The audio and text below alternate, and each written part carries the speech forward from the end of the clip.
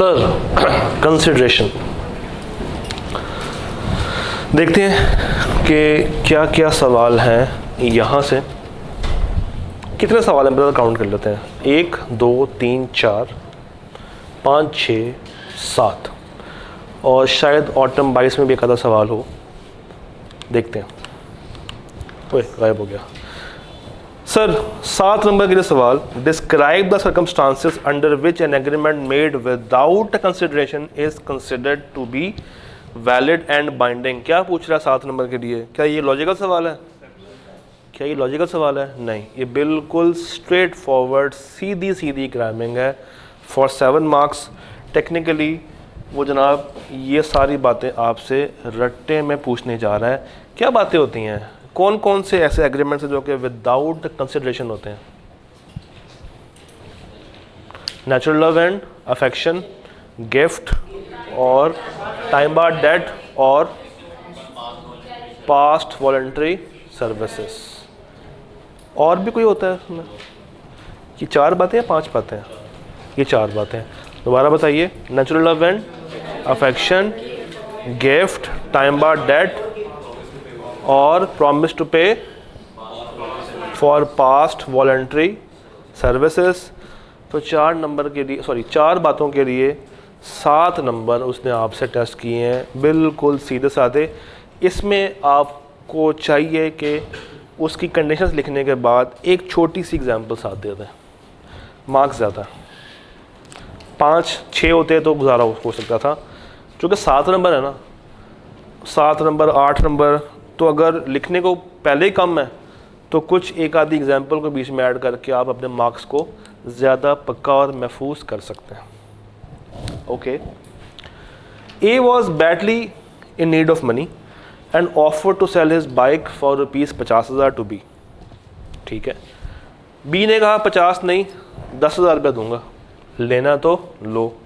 B accepted the offer, but before the motorcycle could be delivered, A received another offer for ₹35,000 और उसने क्या किया, दूसरी party को बेच दी। A refused to carry out the contract with B on the ground of inadequacy of consideration। क्या A liable है towards B for damages? जी, मैं एक बात बता दूं, लॉ में आपने इमोशनल होकर नहीं सोचना। लग रहा है कि भाई कॉन्ट्रैक्ट हुआ था 10,000 रुपया, उसने 35 की बेच दी, उसने अपना फ़ायदा सोचा होगा, तो वो डैमेजेस के लिए लायबल नहीं है। इंसान की सोच यही कहती है, अगर आप एक हमदर्दी वाली सोच लेकर आए। बट आपको अगर मैं एक बात याद कराऊँ, यहाँ पे एक पॉइंट वहाँ पे लिखा हुआ है एडिक्वेसी ऑफ कंसिडरेशन। होनी चाहिए। अगर इनएडिक्वेट भी है तो कोई मसला नहीं है। और इसने 10,000 रुपये वाली बात को खुद ही से विलिंगली एक्सेप्ट किया था, इस पर किसी भी तरह की कोई ज़ोर ज़बरदस्ती नहीं की गई थी। तो अब अगर वो उसको एक्सेप्ट करके किसी और को बेचते 35,000 रुपये, तो डेफिनेटली उस पर हम डैमेजेस क्लेम कर सकते हैं। वो बिल्कुल लायबल है फॉर डैमेजेस, बिल्कुल वो डैमेजेस के लिए लायबल होगा। तो कोई मसला इस सवाल में? इसमें 2 बातें पूछ रहा है, एक कंसिडरेशन और एक ब्रीच। इस सवाल में 2 डिफरेंट कॉन्सेप्ट्स को मिक्स किया गया है, consideration along with breach of contract. तो सोच के बताइए डैमेजेस कौन से मिलेंगे? ऑर्डिनरी, स्पेशल, रिमोट, कौन से डैमेजेस लग सकते हैं? क्या उस पे ऑर्डिनरी डैमेजेस हम क्लेम कर सकते हैं, क्योंकि स्पेशल के लिए दूसरी पार्टी पे कम्युनिकेशन होना ज़रूरी है। और अगर सवाल खामोश है तो आप ये लिख सकते हैं कि भाई इसको ऑर्डिनरी डैमेज पे करने पड़ेंगे। हाँ, अगर कम्युनिकेटेड होता, बच्चों के सवाल ने नहीं बताया, तो फिर स्पेशल डैमेज भी लग सकता। अच्छा जी, तारिक, अच्छा ये सवाल इसका मतलब है कि फिर उसने टेस्ट किया है फ्रॉम द एसेंशियल्स। ये सवाल कहाँ से उसने निकाला? एसेंशियल्स में से निकाल दिया। तारिक प्रॉमिस टू पे Tahir for his services what ever amount Tariq might think reasonable. अब अगेन सर्टन और डेफिनेट नहीं है, सर्टन और डेफिनेट नहीं है। और जब उसको पेमेंट की जा रही है तो वो बंदा डिससेटिस्फाइड है। वो कहता है कि ये तुम मुझे क्या पैसे पे कर रहे हो? क्या सू कर सकता? नहीं, क्योंकि कभी भी ये कोई वैलिड कॉन्ट्रैक्ट बना ही नहीं था। जहाँ पे अमाउंट, प्राइस, कंसिडरेशन सर्टन ना हो वो वैलिड नहीं होता, वो क्या रहता है, हमेशा वॉइड रहता है। तो जो कि यहाँ पे अनसर्टन था तो ये वैलिड नहीं है, ये वॉइड है और किसी भी तरह से कोई अमाउंट पे रिकवरेबल नहीं होगी, ना उसको वो सू कर सकता है। सर अगर सेटिस्फाइड हो तो फिर तो ठीक है, फिर ठीक है। देखें, अगर उसने वो अमाउंट अपनी पॉकेट में डाल दी है ना, इट मीन्स कि वो इम्प्लाइड एक्सेप्टेंस आपको दे चुका है। हाँ, कल को अगर वो कहता है कि मैं मुतमिन तो हूँ मगर ज़्यादा बन सकते थे, तो फिर वो कहने का मजाज रखता नहीं, उसने एक दफ़ा उसको एक्सेप्ट कर लिया। अच्छा जी, in February 14 Raheel promise to pay 3 lakh to Sameer against a डेप्ट of rupees 5 lakh which was due for payment in March 10। हाँ जी, सोच के बताइए क्या इसका आंसर बनेगा। Raheel promise to pay 3 lakh to Sameer against a debt of 5 lakh. 5 lakh का डेट था जिसमें से उसने कहा मैं तुम्हें 3 लाख पे करूँगा। डेट मार्च 2010 में ड्यू हो चुका है। कॉन्सेप्ट कौन सा टेस्ट करने जा रहा है? Time bar debt. और टाइम बार डेट के लिए कुछ शर्तें होती हैं, इन राइटिंग होना चाहिए और साइंड बाय डेटर होना चाहिए। क्या इसको कानून में रजिस्टर करवाने की शर्त है? हाँ या ना? क्या ये शर्त लिखी हुई है कि इसको आप कानून में इसकी लिखत पढ़त को रजिस्टर करवाएंगे? क्या ये बात कहीं मेंशन है? पक्की बात है? चेक कर लें, देख लेते हैं। हाथ कंगन को आरसी क्या, made in writing, sign by the debtor, और ये पुराने डेट से ताल्लुक़ रखना चाहिए जो कि लॉ ऑफ लिमिटेशन ने उसको वो टाइम बार्ड करार दे दिया हो। तो इसमें ये अंडर द लॉ रजिस्टर वाली बात नहीं है, तो ये बात आपने याद रखनी है। वो किस में है? नेचुरल लव में है और उसमें है गिफ्ट में है। अच्छा जी, Shazia promise to pay 1 lakh to her brother Rauf of his on account of his university fee for 3 years. बस इतनी सी लाइन बोली और कहा कि बताएं क्या ये बाइंडिंग कॉन्ट्रैक्ट हुआ या नहीं हुआ। शाजिया प्रॉमिस कर रही है कि वो अपने भाई को यूनिवर्सिटी फ़ी पे करेगी 1 लाख रुपया for 3 years. Natural love and affection. तो अगर उसने पैसे लेने हैं तो उसको लिखवाना पड़ेगा इन राइटिंग और साथ ही रजिस्टर करवाना पड़ेगा, अदरवाइज़ अगर वो बाद में मुकर जाए तो वो हम उससे क्लेम नहीं कर सकते। बेहतरीन हो गया। अब ये सवाल तकरीबन वही है, ज़रा पढ़ें इकराम को, सॉरी मिसेस इकराम को पढ़िएगा।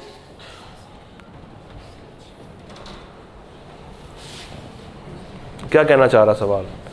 मिसेस इकराम को लेके जज्बाती हो गया।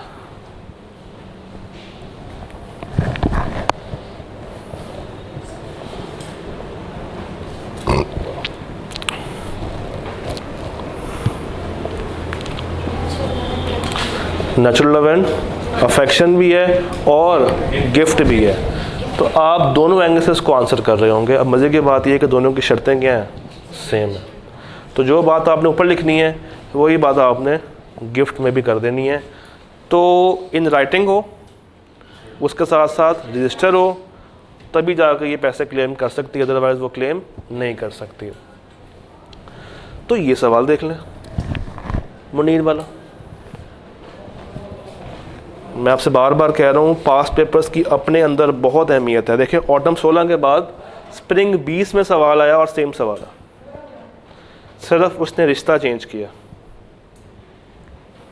वहाँ पे ग्रैंडफादर था, यहाँ पे कौन है? Paternal uncle. यहाँ पे भी नेचुरल लव है और गिफ्ट है, सेम सवाल है, बिल्कुल सेम सवाल है। इसमें किसी भी तरह का कोई इफ एंड बट नहीं है। ये सवाल और पीछे से ये सवाल, ये तीनों एक ही हैं। तो आप इन तीनों में से कोई भी अगर अटैम्प्ट कर लेंगे एक दफ़ा राइटिंग में तो मेरा ख्याल से वो सफिशेंट होगा। अच्छा जी, बताइए circumstances in which an agreement without consideration is considered to be valid. ये सवाल इसने बिल्कुल रिपीट किया यहाँ से उठा के, तो ये रिपीट हो गया, 2 दफ़ा आ गया, ये सवाल 3 दफ़ा आ चुका है। इसका मतलब ये है कि 1, 2 और 3 ये टाइम पार्ट से आ गया, ये आ गया कि मेरी कंसिडरेशन सर्टन होनी चाहिए, डेफिनेट होनी चाहिए, वहाँ से पूछ लिया, और यहाँ से उसने एडिक्वेसी वाला कॉन्सेप्ट टेस्ट कर लिया। तो कंसिडरेशन में से अब अगर वो चाहे तो उसकी डेफिनेशन पूछ सकता, उसकी डेफिनेशन अपने अंदर भी इम्पोर्टेंट एलिमेंट रखती है। तो यहाँ लिख देता हूँ, कंसिडरेशन की definition can be asked in the exam. Even उसके एसेंशियल्स भी लिखवा सकता है, क्योंकि वो बार बार आपसे यही सवाल पूछ रहा है कि बताएं एग्रीमेंट विदाउट कंसिडरेशन कब कब कैसे कैसे वैलिड होता है। ये सवाल वो पूछ पूछ के अब तंग आ चुका है। वो अगर चाहे तो उसके एसेंशियल्स और उसकी डेफिनेशन के ऊपर अब एक सवाल निकाल सकता है। और जो सवाल आपने अटैम्प्ट करने हैं इन राइटिंग, इन दोनों में से कोई भी कर ले। मैं उधर ऊपर वाला कर देता हूँ, स्प्रिंग 20 का 3B, स्प्रिंग 20 का 3B कर लें, उसके बाद स्प्रिंग 14 का पहला कर लें, और ये 2 कर लीजिएगा, ऑटम 12 का 3B और ऑटम 11 का कौन सा 3C। और ये कर लें 7 नंबर के लिए है, ये 5 के लिए है, स्प्रिंग 22 का 10B, स्प्रिंग 22 का 10B। अब अगेन ये वो सवाल है, ये प्लस डेफिनेशन और एसेंशियल्स, आपकी कंसिडरेशन मुकम्मल तैयार हो सकती है इन्हीं 5-6 सवालों को अटेम्प्ट करने के बाद। अच्छा जी, अब चलते हैं ज़रा कॉम्पिटेंट टू कॉन्ट्रैक्ट के ऊपर। वो कहता है under the provisions of the contract act every person is competent to contract, जो कि एज ऑफ मेजॉरिटी रखता हो और जो कि साउंड माइंडेड हो। मगर स्टिल वो कहता है कि अगर दोनों शर्तें पूरी हो भी जाएं तब भी कुछ ऐसे लोग हैं जिनके साथ आप कॉन्ट्रैक्ट में एंटर नहीं हो सकते। ये लोग कौन से होते हैं? जो कि साउंड माइंड भी होते हैं और जो कि मेजर भी होते हैं। इनके बावजूद आप इनके साथ कॉन्ट्रैक्ट में एंटर नहीं हो सकते, डिसक्वालिफाइड पर्सनस। तो ज़रा मुझे आप में से कोई लिस्ट बता सकता है? चलिए मैं शुरू कर देता हूँ। एलियन एनिमी, अगला बता दें। हाँ, फॉरेन एम्बेसडर्स, सवेनियर्स और इंसॉल्वेंट और हाँ इम्प्रिजनमेंट। 4 हो गए, और भी हैं कोई? ये 4 ही हैं। तो 4 नंबर के लिए उसने आपसे 4 बातें पूछ ली हैं। इसका मतलब है कि स्प्रिंग 17 यहाँ से टेस्ट किया गया, स्प्रिंग 17 कहाँ से आया? इधर से आया। अच्छा जी, रिसेंटली भी एक सवाल है ऑटम 22 का, वो देखते हैं पहले। ऑटम 22 का एक सवाल है, if I can show you. ये जरा पार्ट ए पढ़िएगा, 4 नंबर का सवाल है। While teaching at the institute, Rahim met a course participant Osama with the specialized graphic designing skills. He collaborated with Osama and submitted a website designing proposal to the prospective client Farah. She liked the proposal and offered Rahim and Osama कि वो आएँ और उसकी boutique के लिए website को design करें for rupees 5 lakh, for which they both agreed. Rahim and Osama lied to Farah that Osama is 18 years old even though his 18th birthday was still a few months away. बताएं क्या फ़रा रहीम और उसामा के against contract को enforce कर सकती है या नहीं कर सकती? क्या हम माइनर के अगेंस्ट कॉन्ट्रैक्ट को इन्फोर्स कर सकते हैं? नहीं। तो जो उसके साथ बड़ा हो उस पे कर सकते हैं, हम माइनर के साथ उसको इन्फोर्स नहीं कर सकते। ये सवाल आपने लिख के आना है, इसको नोट कर लें। मैंने आपको इधर से 2 सवाल दिए हैं, एक वज़ीर वाला और एक ये वाला। क्या ऑटम 22 का? ऑटम 22 का ये है 5 है या 3 है? 5 है। तो माइनर यहाँ से ऑटम 22 का पूछा, और अनसाउंड का एक सवाल है जो कि हमने करना है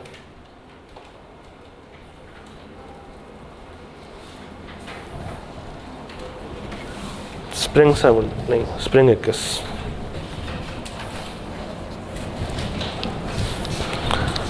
अच्छा, वो सवाल था माइनर का। ये सवाल है साउंड और अनसाउंड वाला। ज़रा पढ़े यहाँ पे क्या हो रहा है। ये आज का हमारा आखिरी सवाल है। ज़रा पढ़िएगा यहाँ पे क्या होने जा रहा है।